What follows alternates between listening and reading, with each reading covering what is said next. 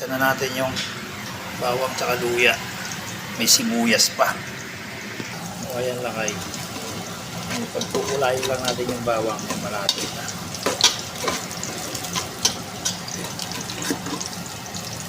Lagyan na natin itong sibuyas.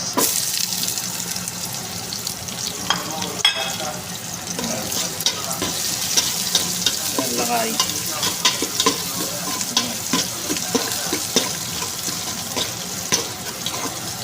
Ayan lakay. Ginigisa na natin. Tapos mamaya yung karne sulod na natin. Ayan lakay. Ginigisa na. Sinasangkot siya na. Yung manok. Magaling maghalo to si Camacho. Dati akong cooker eh. Ay, tapos na nahalo. Takpan muna natin. Yan. Mamaya ulit. Habang ginigisa natin yung manok, hugasan naman natin yung daon ng sili.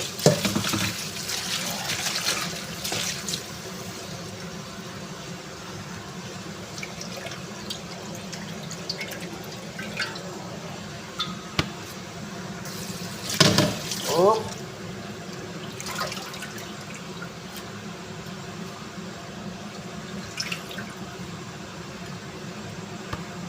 Hugasan natin din yung sayote. Hugasan natin yung sayote, saka sili.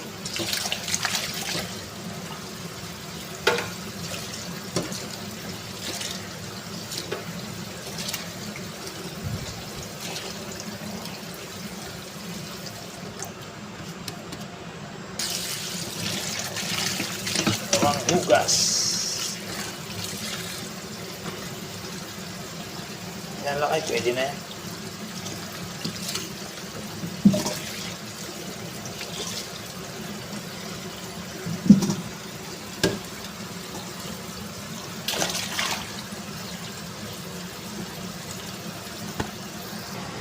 Yan lang ay lagyan natin ng patis para bang naglalasa na yung manok. O ayan lakay. O ayan lakay. Nilagay na natin yung sayote. Tapos konti lang ng sabaw muna. Para maglasa na. Konting kulo na lang yan. Luto na yan. O ayan lakay. May sabaw na. Medyo madilim. Ayan. Hintayin natin kumulo. Kumukulo na. Tikman na natin kung pwede na to. Malambot na yung sayote yata. Ayan, malambot na yung sayote. Lasahan na natin kung pwede na.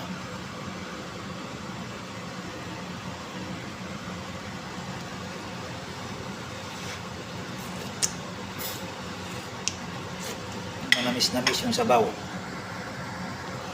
Ayan lakay. Pwede na to. Maya-maya ng konti.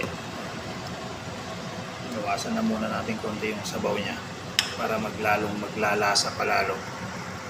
Ayan lakay. Takpan muna natin bago natin ilagay yung sili. Ayan lakay. Ilalagay na natin itong daon na sili. Pang ay ano yan. Dyan lang po yan ma'am.